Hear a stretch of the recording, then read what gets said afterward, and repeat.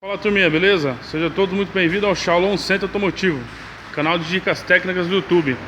Galera, faz tempo que eu não posto um vídeo aí, que a gente tá com bastante problema aqui, né? Bastante correria e tomando bastante nosso tempo, né? Mas eu vou dar uma diquinha pra vocês aqui, ó, tá?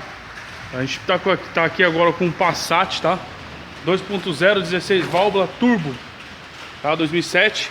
Esse é o EFI, beleza? Não é o TSI, é o EFI. Tá bom? Passatão nervoso, lindo, lindo, lindo. Carro excepcional. Bem bonito, galera.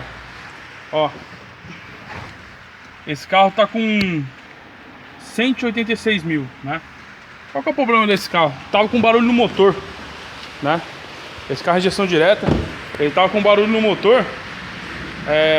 Só que é o seguinte: tava desconfiando de câmbio, ou você ouvindo o barulho parece que é câmbio, porque é só na hora que você engrena, coloca a B, a ré, ele faz um barulho, uma tremeção, uma batição no motor, né?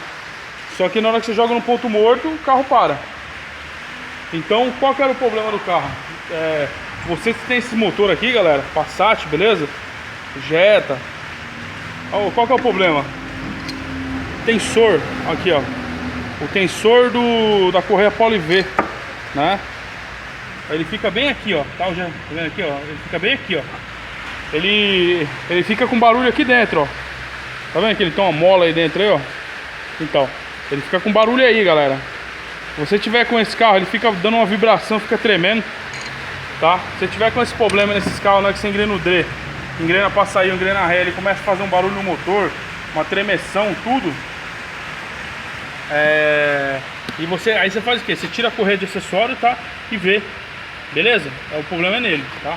Aqui a gente vai fazer a substituição dele, tá? Tá difícil de achar, mas correr atrás.